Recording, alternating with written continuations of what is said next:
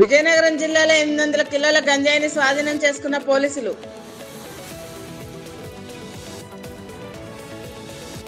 ఎటువంటి హోదా లేని ఎంపీపీ భర్త స్టేజీపై కూర్చోవడంపై వేడెక్కిన వైజాగ్ లోని మండల పరిషత్ సర్వసభ్య సమావేశం.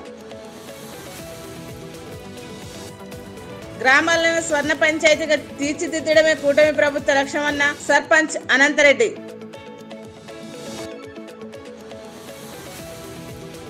ఆమె కన్ను పడితే మాయమే, వృద్ధులే ఆమె లక్ష్యం.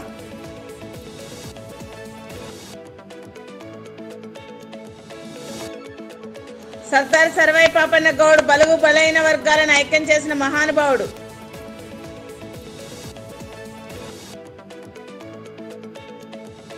వనపర్తిలో ఘనంగా కర్రెమ్మ పోచమ్మ బోనాల పండుగ.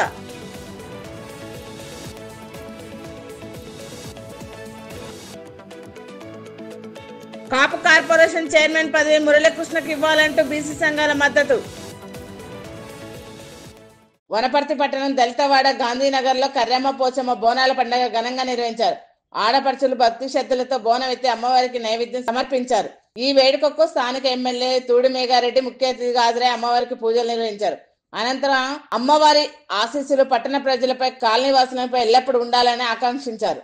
వనపర్తి ప్రజలందరికీ, మహిళా మండలందరికీ, పిల్లలకు అందరికీ, ఇక్కడ ఆర్గనైజర్స్ అందరికీ, కమిటీ మెంబర్స్ అందరికీ, నాతో పాటు ఇక్కడికి వచ్చిన మున్సిపల్ చైర్మన్, మిగతా వనపర్తి కౌన్సిలర్స్ కానీ పెద్దలందరికీ కానీ ఇక్కడికి వచ్చిన అందరికీ పేరు పేరు నమస్కారం తెలియజేసుకుంటూ బోనాల పండుగ సందర్భంగా ఇక్కడ బోనాల పండుగ జరుపుకుంటున్న ప్రతి ఒక్కరికి, ప్రతి మహిళకు, ప్రతి కుటుంబానికి అందరికీ పేరు పేరున అభినందనలు తెలియజేసుకుంటున్నా. మీరందరూ అమ్మ పూజమ్మ తల్లి దయ వల్ల మీరందరూ సుఖసంతో ఉండాలని, మీ అందరూ మంచిగా ఉండాలని కోరుకుంటూ అందరికీ ధన్యవాదాలు. Thank you. ఖమ్మం జిల్లా నేలకొండపల్లి మండలం కేంద్రంలో నూతనంగా నిర్మించిన శ్రీ భక్తరామదాస్ ధ్యాన మందిరాన్ని మంత్రి పొంగులేటి శ్రీనివాసరెడ్డి ప్రారంభించారు. ఈ సందర్భంగా ఆయన మాట్లాడుతూ నేలకొండపల్లిలో ఉన్నటువంటి బౌద్ధ స్తూపం శ్రీ భక్తరామదాస్ ను ఇంకా అభివృద్ధి చేస్తామన్నారు. కళలో ప్రదర్శించడానికి విచ్చేసిన నా ఆడబిడ్డలు, మీడియా మిత్రులు అందరికీ శిరస వంచి పేరు పేరిన హృదయపూర్వక నమస్కారాలు, వందనాలు.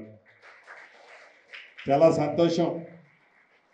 ఉడతా భక్తిగా ఈనాడు నా చేతుల మీదుగా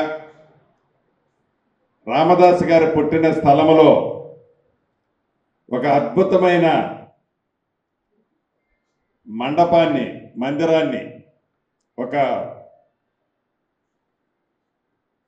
కార్యక్రమాన్ని నా చేతుల మీద ఇప్పుడే ఓపెన్ చేసుకున్నాం.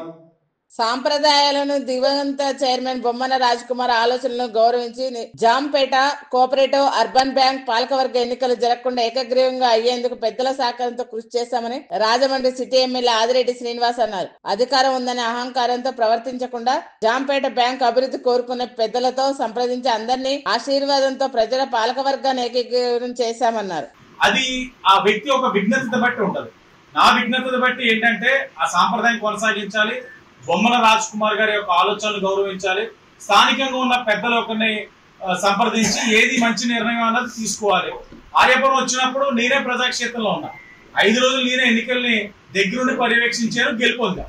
ఇది కూడా చేయడం పెద్ద విచిత్రం కాదు. తప్పకుండా ఎన్నికలు పెట్టి ఉంటే దానికి మించి కొడతాం మెజార్టీతో. కానీ సాంప్రదాయాలు కొనసాగించాల్సిన అవసరం ఉంది. ఈ 5 సంవత్సరాలు పాడు చేశారు. ఈ 5 సంవత్సరాలు దాన్ని పెద్దల యొక్క సహకారం. ఈ రోజు నేను అధికారంలో ఉన్నాను కాబట్టి నేను శాశ్వతం అనుకునేటట్లు చేస్తే నేను ఎప్పుడు కూడా ఇంక రాజకీయంలో ఉండలేను. కానీ ఇది కాదు శాశ్వతం.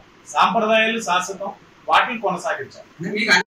నుంచి డేటా అడిగారు, మనం చూసారు, అగ్రిగోల్డ్ చూశారు. మాజీ మంత్రి గారు తనయుడు, మంత్రి గారి ఒక తమ్ముడు, మా ఒక తహసీల్దారు, సర్వేలు అందరూ పోతున్నారు బాబు. ఒక్కొక్కటిగా మీకు లాస్ట్ టైం కూడా చెప్పాను, స్పీకర్ గారు అడుగుతున్నారు హౌస్ కమిటీ వేయాలని. నిన్నే తీసుకున్నాం, ఎవరెవరి అకౌంట్కి ఎంత వచ్చింది, ఆ అకౌంట్ నుంచి ఎలా ట్రాన్సాక్షన్స్ జరిగింది, దారుణం. మరి వాళ్ళకి ఈ మ్యాపింగ్ చేసుకుంటే అకౌంట్స్ అన్నింటిలోనే వాస్తవాలు బయటకు వస్తాయనే విషయం మర్చిపోయారు. ఈ అకౌంట్ నుంచి ఎక్కడ ట్రాన్సాక్షన్ అయింది, ఆ అకౌంట్ నుంచి ఎవరు ట్రాన్స్ఫర్ చేశారు, అక్కడి నుంచి ఎంత విత్డ్రాల్ అయింది, మొత్తం మ్యాపింగ్ చేసేస్తాం. మ్యాపింగ్ అవుతుంది. నిన్ననే డేటా వచ్చింది. రాజానగర్ నుంచి కనకల నాగేశ్వరరావు గారు నిన్న డేటా అంతా తెచ్చి ఇచ్చారు. వాళ్ళు కూడా అదే పని మీద ఉన్నారు. దగ్గరలోనే దీంతో పాటు ఒక్కొక్కటిగా అంటే గ్రావిటీ ఆవన్నది 100 కోట్లు అవినీతి, 25% కమిషన్ ఏ మేరకు అన్నది ఒక్కొక్కటిగా ఐడెంటిఫై అవుతున్నాయి. గ్రావిటీ సీరియస్నెస్ బట్టి ఒక్కొక్కటిగా ఏది వదిలిపెట్టం.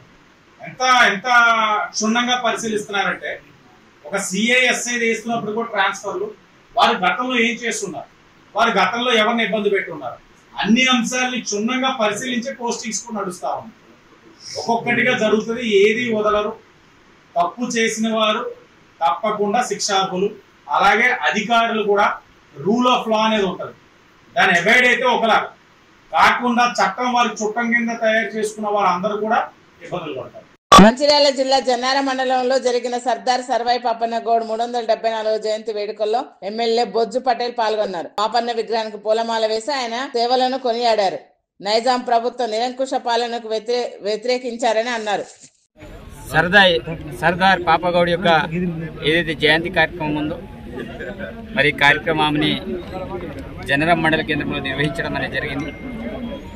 సర్దార్ సర్వాయి పాపయ్య గారు పాత వరంగల్ జిల్లా, ప్రస్తుత జనగాం జిల్లాలో కిలాషాపూర్ రఘునాథ్ పల్లి మండలంలో తను జన్మించడం అనేది జరిగింది. సర్వరమ్మ ధర్మరావు వారి యొక్క కొడుకు.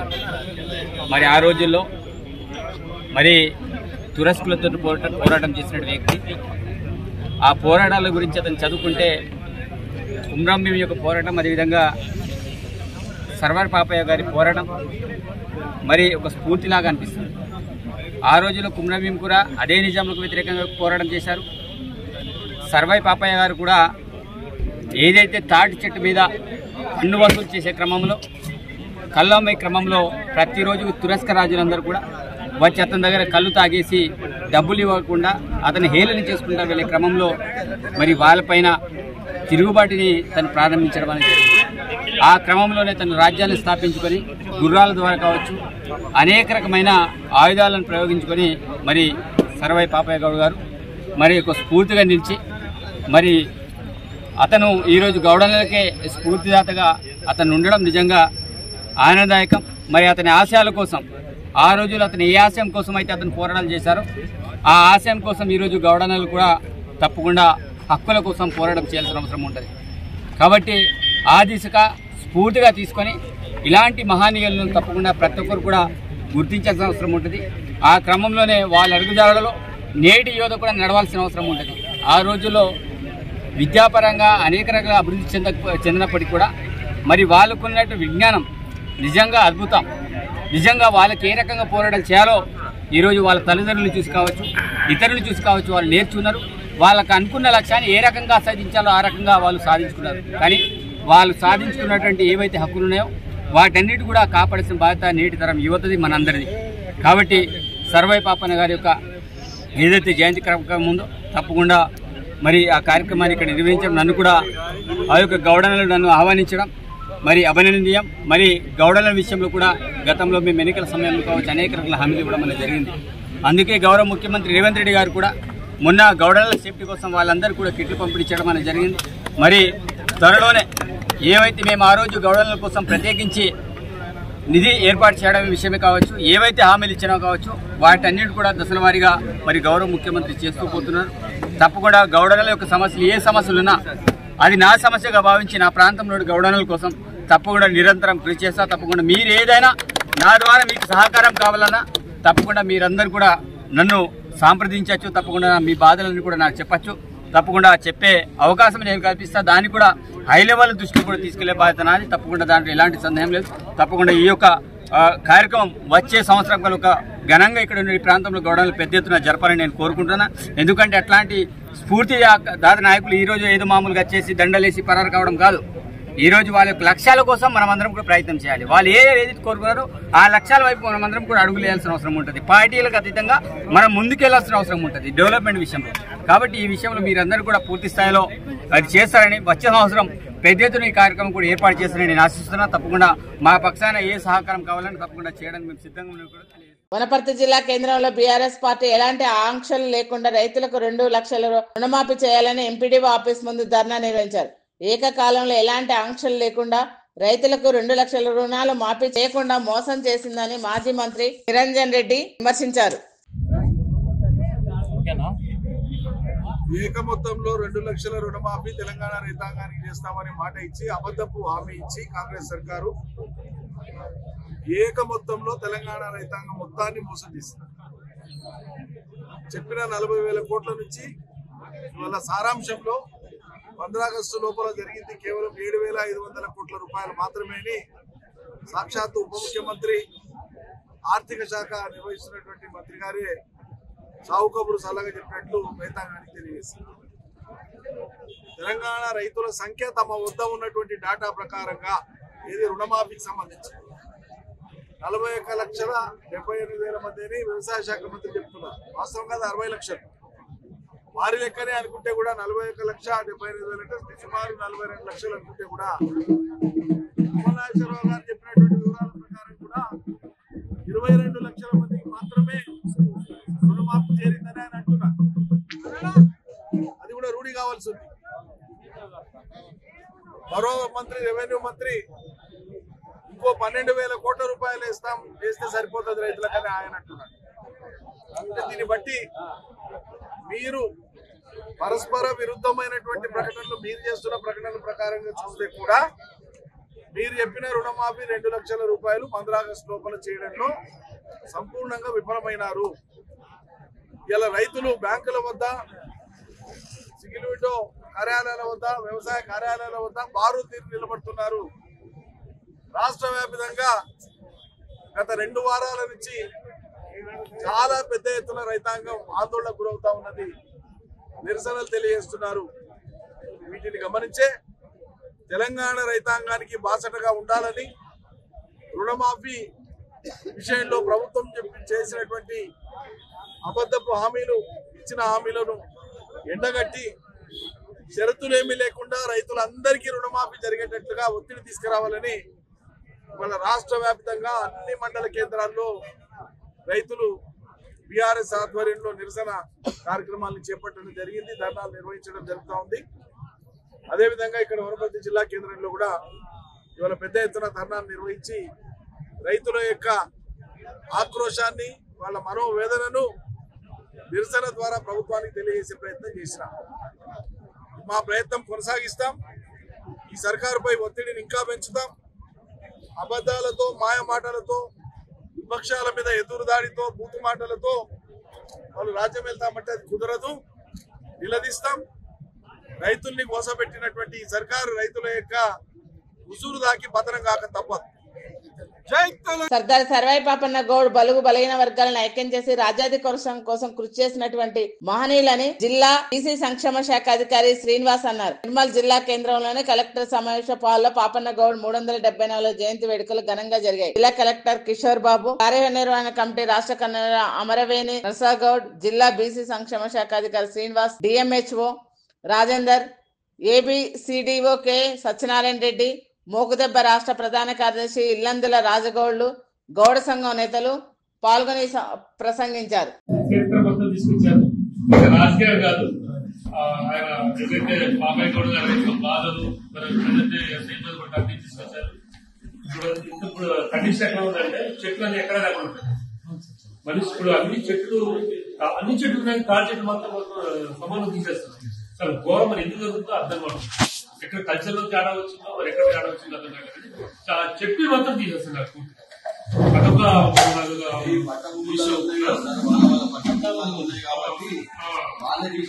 అనేక రకాల కారణాలు ఉండొచ్చు. మరి వేరే ఎక్కడ మనకి గవర్నమెంట్ ల్యాండ్స్ ఎక్కడ చెట్లు ఒక ఇది చెరువుల దగ్గర ఉన్నాయి. అది ఆ ప్లేసెస్ మాత్రం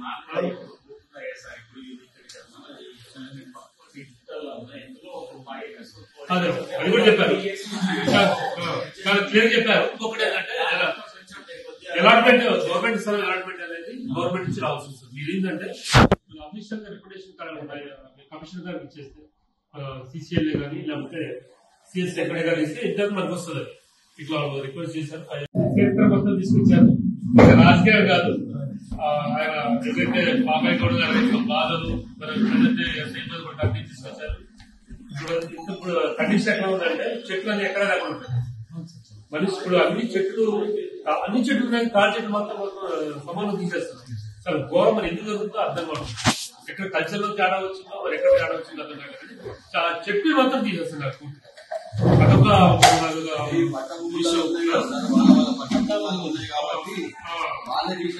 అనేక రకాల కారణాలు ఉండొచ్చు. మరి వేరే ఎక్కడ మనకి గవర్నమెంట్ ల్యాండ్స్ ఎక్కడ చెట్లు ఒక ఇది చెరువుల దగ్గర ఉన్నాయి. అది ఆ ప్లేసెస్ మాత్రం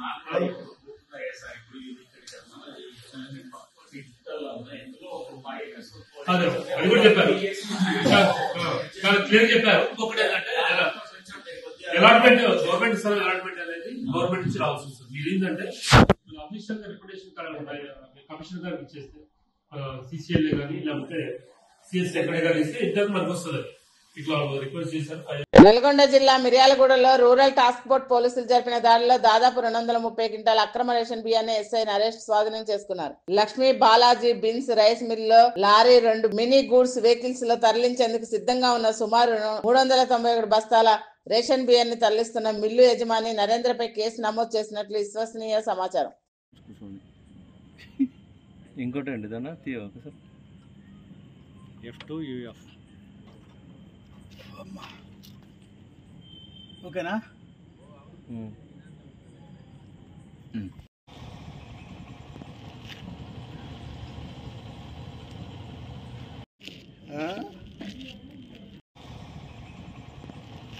తండ్రి భుజం ఎక్కి హాస్టల్లో నక్కలతో రాఖీ కట్టించుకున్న సంఘటన మంచిర్యాల జిల్లా రామకృష్ణాపురం సోషల్ వెల్ఫేర్ గురుకుల పాఠశాలలో చోటు చేసుకుంది. పూర్ సోషల్ వెల్ఫేర్ గురుకుల పాఠశాలలో దాసరి అశ్విక సహస్ర చదువుతున్నారు. రాఖీ కట్టించుకునేందుకు తమ్ముడు జితేందర్ పాఠశాలకు వెళ్లాడు.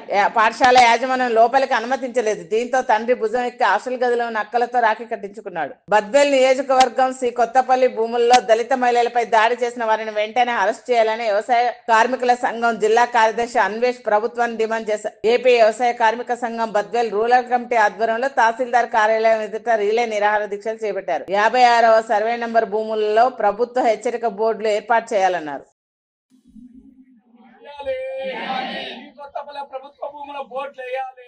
5 కిలోమీటర్ల దౌర్జన్యంగా మొత్తం మహిళలు ఏదో ధర్నా చేశా మొత్తం ఈ రోజు నుంచి రిలే నిరాహార దీక్షలు వ్యవసాయ బోర్డు వేయాలా, ప్రభుత్వమే చదువు చేసుకోవాలని చెప్పేసి మనం ఈ నిరాహార దీక్షలను కూర్చోబెట్టాం. బద్వేల్ మండల పరిధిలోని సి కొత్తపల్లె కేవలం 3 కిలోమీటర్లే ఉన్నది. 5 కిలోమీటర్లు దాటి సాగు భూములకు ఎక్కడైనా ఇస్తారు. కానీ ప్రభుత్వ భూములు కేవలం 3 కిలోమీటర్ల పరిధిలో ఉన్నటువంటి సి కొత్తపల్లె భూములన్నింటినీ ప్రభుత్వం స్వాధీనం చేసుకోవాలని, అదేవిధంగా అక్కడ బోర్డులు పాతాలని ఇప్పటికే అన్యక్రాంతమైంది. మొత్తం జామాయిలు ఇతర అన్ని మొత్తం కంచెలు వేసుకున్నారు. కాబట్టి ఆ భూములన్నింటినీ స్వాధీనపరచుకోవాలని 54 సర్వే నెంబర్లో 2 ఎకరాల ప్రభుత్వ భూమిని దౌర్జన్యంగా రామచంద్రారెడ్డి ఆక్రమించారు.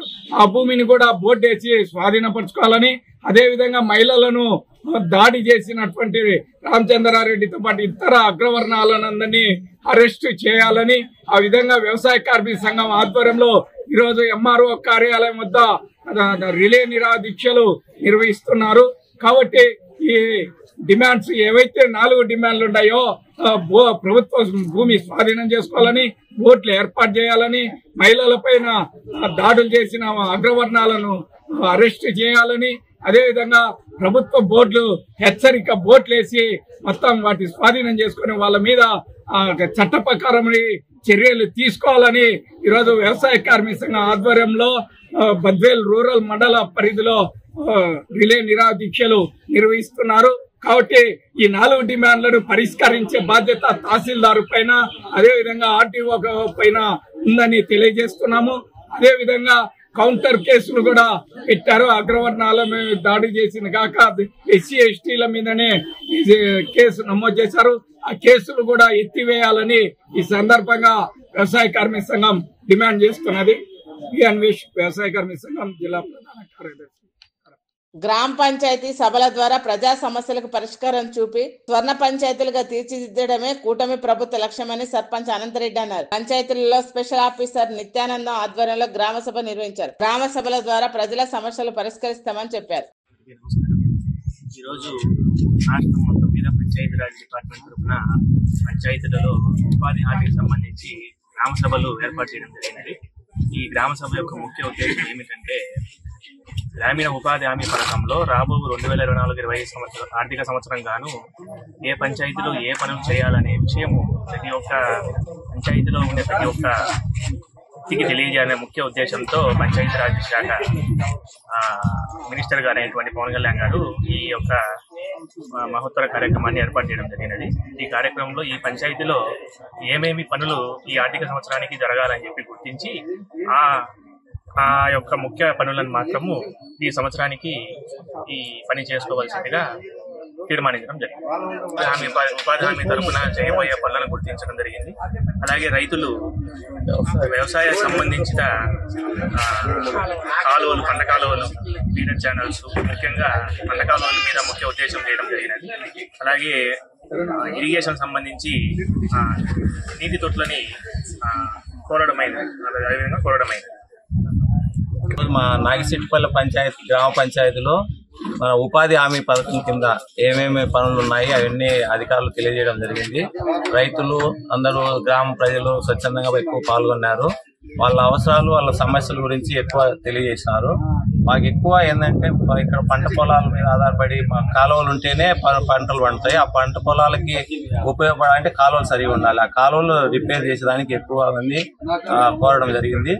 అవన్నీ కూడా ఇప్పుడు మన ప్రభుత్వం మారిన తర్వాత పవన్ కళ్యాణ్ గారి ఆధ్వర్యంలో ఇంత పెద్ద కార్యక్రమం జరిగి మా పంచాయతీలో డెవలప్ చేస్తారని మేము ఆశిస్తున్నాం. కాపు కార్పొరేషన్ చైర్మన్ పదవి చెన్నంశెట్టి మురళీకృష్ణకి ఇవ్వాలని విజయనగరం జిల్లా కాపు బలిజ తెలగ తూర్పు కాపు మహిళా జిల్లా అధ్యక్షురాలు సత్యవతి ప్రభుత్వాన్ని డిమాండ్ చేశారు. మురళీకృష్ణ గత 30 సంవత్సరాలుగా కాపు బలిజ కోసం ఎంతో పోరాటం చేశారని తెలిపారు.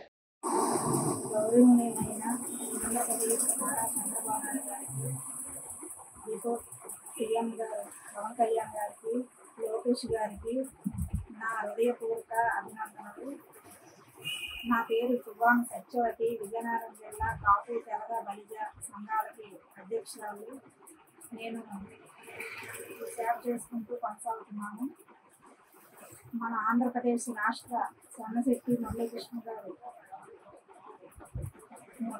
గారికి రాష్ట్ర చైర్మన్గా ఇవ్వాలని కోరుతున్నాను. అతను గత 20 సంవత్సరాలుగా ఎన్నో సేవలు చేశారు. మన కాపుల కోసం అతను సొంత డబ్బులతో ఎన్నో ఉపకారాలు చేశారు, ఎన్నో సేవలు చేశారు. ఎంతోమంది ఈరోజు కాపు సంఘం ఇలా ఉందంటే అతని వల్లే. అందువల్ల అతనికి ఇవ్వాలని, రాష్ట్ర చైర్మన్గా ఇవ్వాలని కోరుతున్నాను. జై కాపునాడు. కడప పట్టణంలో మున్సిపల్ కార్పొరేషన్ గాంధీనగర్ పాఠశాలలో సైన్స్ ఫేర్ కార్యక్రమాన్ని నిర్వహించారు. విద్యార్థులలో ఉన్న నైపుణ్యాన్ని వెలుపలకు తీయడానికి ఇది ఎంతగానో ఉపయోగపడుతుందని పాఠశాల ప్రధాన ఉపాధ్యాయులు పుష్పకుమార్ అన్నారు. ఏపీజే అబ్దుల్ కలాం లాంటి మేధావి, శత్రువు లాంటి వ్యక్తులతో పోటీ పడే తత్వం పిల్లల్లో రావాలని తెలిపారు.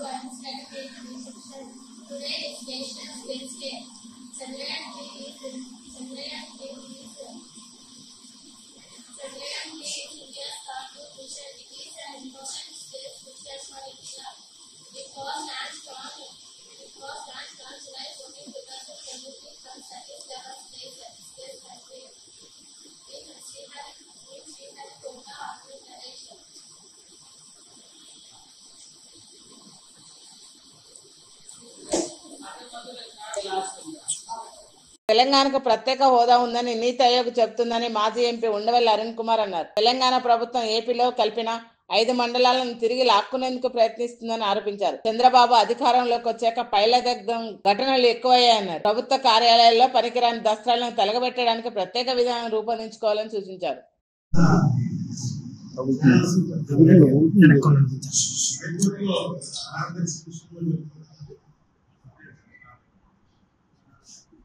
విచారణ మీద రకరకాల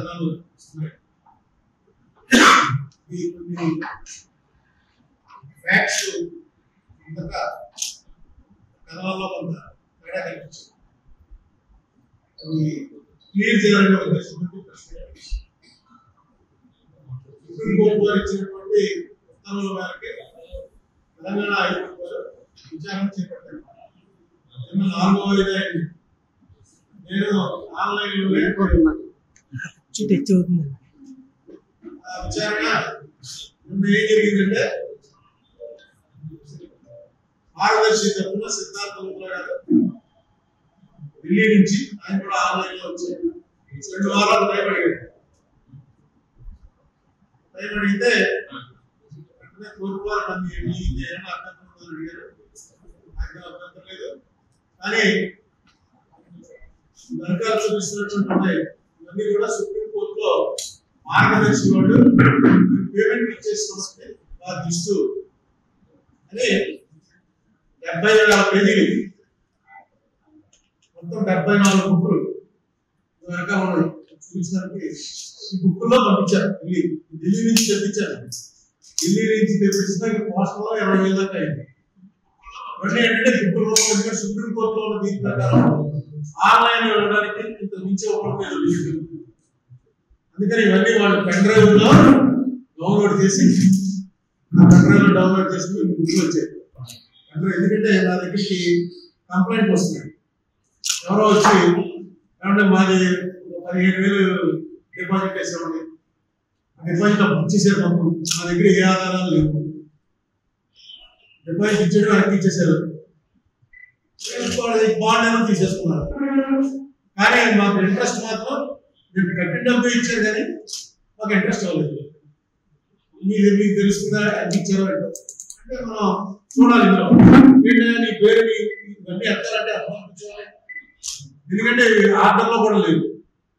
ఒక్కో చోట వాళ్ళ పెండ్రైవ్ అమ్మలో పెట్టేసుకుంటారు. ఒకటి 2008లో 2 ఉంటాయి, దాని తర్వాత 2012లో ఉంటాయి, 2016లో ఉంటాయి, రకరకాలుగా ఉన్నాయండి. ఆ పేరుని బట్టి కానీ ఆ డేట్ని బట్టి కానీ వెతకడం కొంచెం కష్టం ఉంటుంది. అందుకని పెండ్రైవ్ రూపంగా ఇస్తే ఈజీ కదా, కంప్యూటర్లో పెట్టుకుని ఆ పేరు పెట్టుకుంటాం. ఆ పేరుతో ఎంతమంది ఉన్నారో వస్తుంది, అందులో ఇదేదో తెలుసుకోవచ్చు. ఇది ఏంటంటే సుప్రీంకోర్టు వారు డైరెక్ట్ గా ఇచ్చినటువంటి ఆదేశం. అందరూ డిపాజిటర్స్ కి డబ్బులు వచ్చినాయా లేదా అది చూడవలసిన బాధ్యత కూడా హైకోర్టులో అవసరమైతే హైకోర్టులో ఒక స్పెషల్ గా జ్యుడిషియల్ ఆఫీసర్ నియమించండి. అన్ని ప్రధాన పత్రికల్లోనూ అడ్వర్టైజ్మెంట్ ఇవ్వండి, ఇచ్చి దాన్ని ప్రజలందరికీ అందేయాలి. అంటే ఒక మార్గదర్శికి సంబంధించిన పెద్ద పకెట్లు సిద్ధార్థ మోద్ర, అభిషేక్ సింగ్, ముకుల్ రోహ్తగి ముగ్గురు కూడా అప్డేట్ చేశారు. అప్డేట్ చేసి ఇదేంటిది అసలు ఎవరు అడిగారు, ఇది మీరు మళ్ళీ ఇప్పుడు ఎప్పుడో అయిపోయిన 15 ఏళ్ల క్రితం ఇప్పుడు మీరు మళ్ళీ లేపుతున్నారు ఏంటంటే జడ్జి గారు క్లియర్గా ఏం చెప్పారంటే చిన్న డిపాజిట్లు ఉన్నారనుకో 15,000 వాళ్ళకు కూడా న్యాయం చేయాలి కదా, ఇచ్చేసాం అంటున్నప్పుడు మీకే వర్గంలో కోర్టు వారు దాన్ని నిర్ణయిస్తారు అని చెప్పి అది కూడా ఒక అడిషనల్ గా సుప్రీంకోర్టు వారు ఆదేశం మనం అడిగింది కదా ఏమని చెప్పారు. అప్లికేషన్ పెట్టుకో కోర్టు ముందు వాళ్ళు కూడా ఇచ్చేస్తారు, ఎందుకంటే వాళ్ళకి ఉండడానికి అవకాశం ఉంటుంది.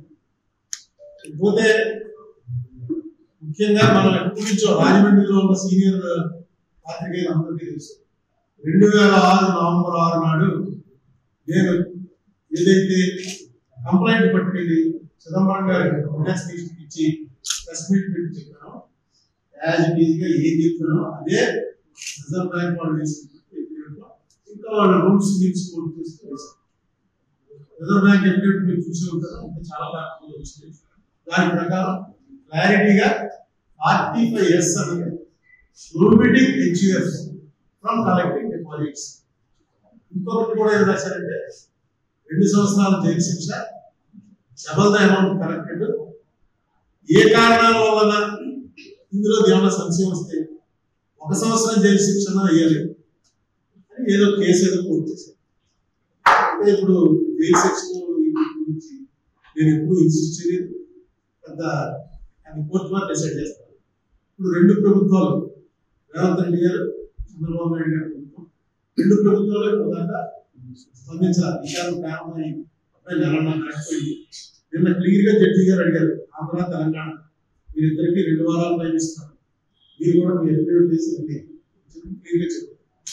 నేను వారిని కోరేది ఏంటంటే రాహుల్ గాంధీ సంగీతం ఉంటాయి, అప్లికేషన్ అందరం అవసరం అప్లికేషన్ ఉంటాయి, కానీ యాజ్ చీఫ్ మినిస్టర్ ఉండి రిజర్వ్ బ్యాంక్ వాళ్ళు ఇది రూల్ పొజిషన్ చెప్పిన తర్వాత నేను మిమ్మల్ని కోరేది ఏంటంటే మీరు ఏది రూల్ ఉందో అదే రూల్ చెప్పండి.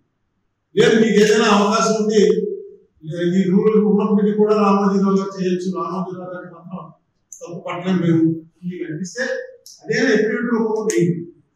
మీరు డిలే చేయడం వల్ల ఈ కేసు డిలే అవుతూ వస్తుంది. ఇన్నేళ్ళకి 2006 అంటే అంతే 18 ఏళ్ళు అయింది. 18 ఏళ్ల తర్వాత దీనికి కనీసం నేను అన్నమాట రైతు అన్న మాట వచ్చింది. నాకు పెద్ద రిలీఫ్ ఏంటంటే ఆ రోజు నేను చెప్పింది రైతు నా మీద ఎన్ని రోలింగ్ జరిగేలేమో ఎంతమంది ఏ పార్టీ వాడిని నన్ను వదిలిపెట్టాలి, ఇంక్లూడింగ్ కాంగ్రెస్ లో నేను ఉన్నప్పుడు కాంగ్రెస్ పార్టీ వాళ్ళు అందరూ కూడా నన్ను రాజశేఖర రెడ్డిని పిలిచినది పెట్టమన్నానని, రాజశేఖర రెడ్డి చెప్పినట్టే నేను చేస్తున్నానని అనేక రకాల ఆరోపణలు చేశాను. అది నిజం కాదని నేను కూడా చెప్పాను. కానీ నా లేదు చాలా తక్కువ. నా ప్రత్యర్థులు నా మీద విమర్శలు చేసుకున్న లేదు చాలా ఎక్కువ. చేత ఎందుకు చేస్తున్నాడు ఏదో ఎజెండా ఉంటుంది అనుకున్నారు. నాకు ఏ ఎజెండా లేదు. మిగతా ఇప్పుడు మొన్నే చూసాం కాకినాడలో ఇది అలాగే అది అయిన తర్వాత ఇంకోటి కార్తికేయ ఏదో ఇంకో పేరుతోటి ఇంకోటి వచ్చేసి కోఆపరేటివ్. వీటన్నిటికీ కారణాలు ఏంటంటే ఇప్పుడు చిట్ ఫండ్ కంపెనీలు ఉన్నాయి. ఏ చిట్ ఫండ్ కంపెనీ కూడా ఆంధ్రప్రదేశ్ లో ఉన్న ఏ చిట్ ఫండ్ కంపెనీ, తెలంగాణలో ఉన్న ఏ చిట్ ఫండ్ కంపెనీ కూడా చిట్ ఫండ్ యాక్ట్ ఫాలో అవట్లా. ఎందుకంటే రామోజీరావు గారు ఫాలో అవ్వాలి. చాలా సింపుల్. రామోజీరావు గారు క్లీన్ గా మొన్న వీళ్ళు వెళ్తే ఈ పోలీస్ వాళ్ళు వెళ్ళారు, సిబిఐ వాళ్ళు, సిబిఐ కదా సిఐడి వాళ్ళు అంటే క్లీన్ చెప్పేశారు ఆ చట్టం మంచిది కాదంటే ఇట్స్ బ్యాడ్ లా. తూర్పుగోదావరి జిల్లాలో ఇప్పటి వరకు 16 కేసుల్లో ముద్దాయిగా ఉన్న సూర్యచంద్ర వృద్ధులను లక్ష్యంగా చేసుకుని దొంగతనాలకు పాల్పడుతుందని east zone incharge DSP S Bhavyakishore తెలిపారు. వృద్ధుల ఇళ్లలో పని మనిషిగా ఉంటూ వారికి మత్తు మంది ఇచ్చి వారి దగ్గర ఉన్న డబ్బు బంగారాన్ని దొంగిలించుకొని పారిపోతుందన్నారు. సూర్యచంద్ర నుంచి 273 గ్రాముల బంగారపు వస్తువులను 6 కేసులలో రికవరీ చేసినట్లు ఆమె తెలిపారు. మిగిలిన సుమారు 12 కేసుల్లో రికవరీ కావాల్సిన బంగారు వస్తువులు వివిధ ఫైనాన్స్ బ్యాంకర్స్ వద్ద తనఖ పెట్టినట్లు వాటిని రికవరీ చేయవలసి ఉందని తెలిపారు.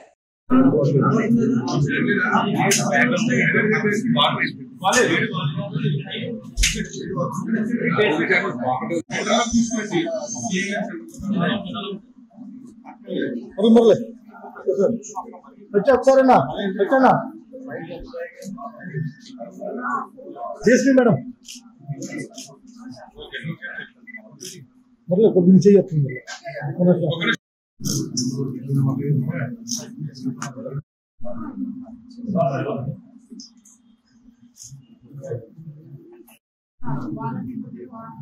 మాటలు వాళ్ళ మాయమాటలు కలిపి వాళ్ళ ఇంట్లో వర్క్ చేస్తామని చెప్పి అలా మొత్తం ఇచ్చి సో వాళ్ళు స్కూల్ కోల్పోయిన వెంటనే వాళ్ళ దగ్గర బంగారము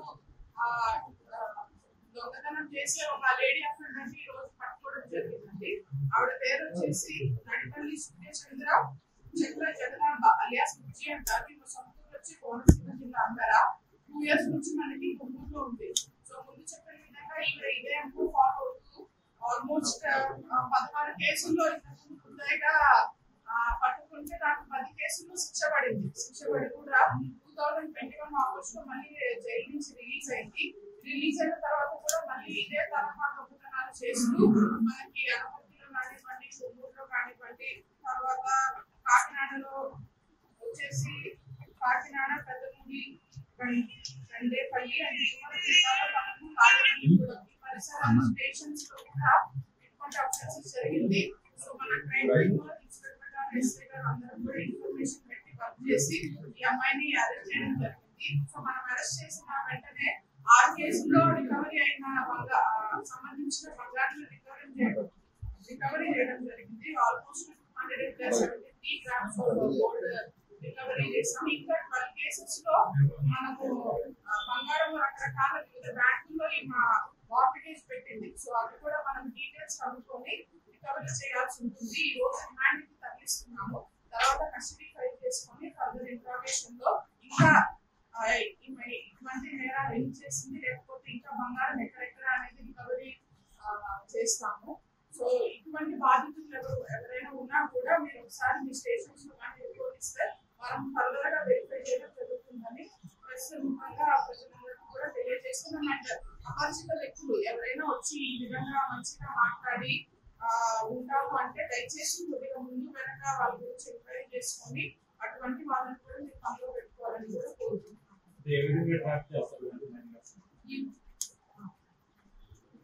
అదే 273 grams 90 lakh వరకు ప్రాఫిట్ రికవర్ చేసాము. ఇప్పుడు ఎలా అంటే స్లీపింగ్ పిల్స్ తీసుకుంటది. సో వాళ్ళతో వెళ్ళి ఆ ఓల్డ్ ఏజ్ వాళ్ళతో మాట్లాడుతూ వాళ్ళకి అన్నంలో కానివ్వండి ప్రసాదం తీసుకున్నట్లు ఆ పౌడర్ కలిపి ఇస్తుంది. ఆమెకి ఎవరైతే సప్లై చేస్తున్నారో మనం అతన్ని కూడా చూపించాము కన్ఫెషన్ లో. సో అతను ఏ విధంగా ఏం ఇస్తున్నారో ఏం టాబ్లెట్స్ అనేది కూడా తొందరగా వెరిఫై చేస్తాం. గతంలో నేర్చాల్సిన ఉందా మేడం? ఉందండి. మా ఇంతకు ముందు కూడా 18 కేసుల్లో అక్యూజ్ గా ఉంటే దానికి 10 కేసులు జైలు కూడా వెళ్ళేసి వచ్చింది. మళ్ళీ రిలీజ్ అయినప్పుడు కూడా మనకి రిజిస్టర్ అయిన కేసులు 12 కేసుల వరకు ఇలాంటి అఫెన్సెస్ చేస్తే 6 కేసులు బంగారం రికవరీ చేస్తాం.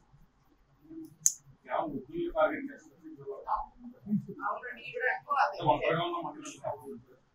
వాళ్ళు బోత్ మేల్ అండ్ ఫీమేల్ బాగా ఓల్డేజ్ వాళ్ళు తాత అమ్మ అనుకుని మీ దగ్గర వర్క్ చేస్తామని వెళ్ళి వాళ్ళని మంచిగా మాట్లాడి ఫుడ్ ఐటమ్ లో ఏదో కలిపేసిస్తాం.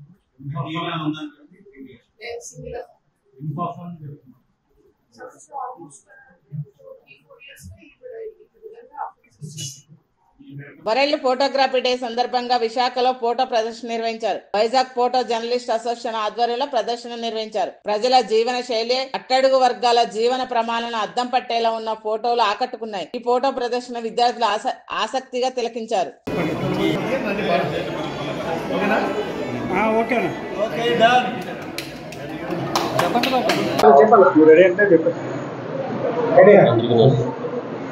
అందరికీ నమస్కారం.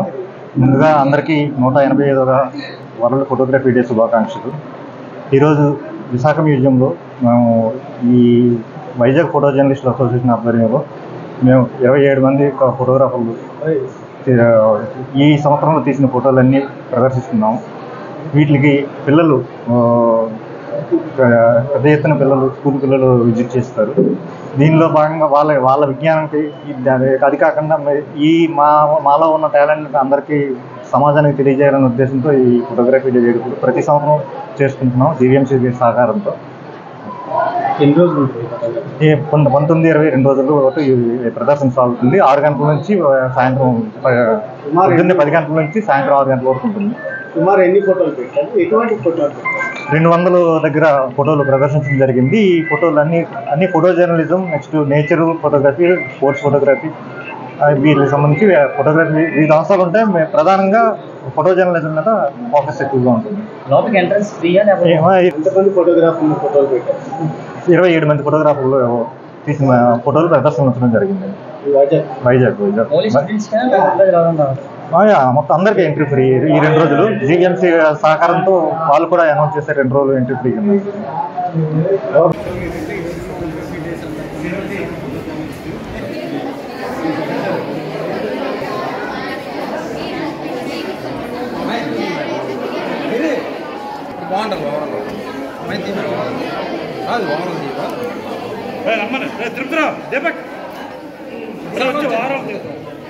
ఇటు వచ్చి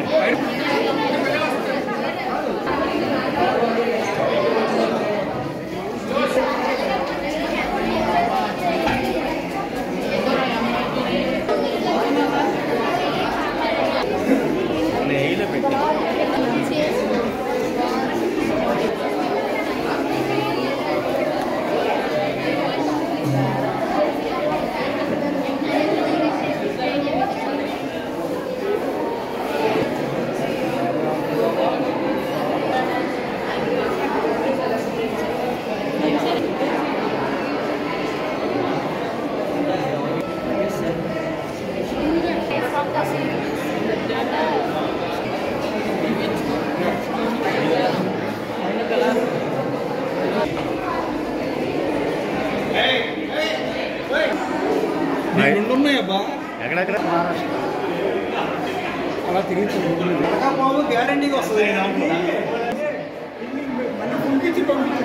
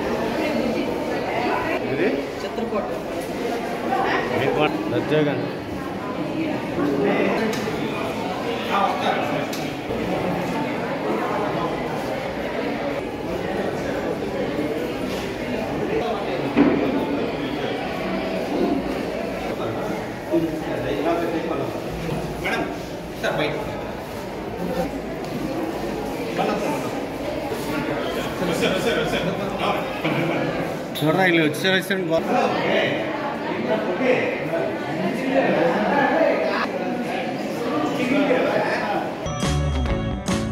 Please like, share and subscribe Master Key TV.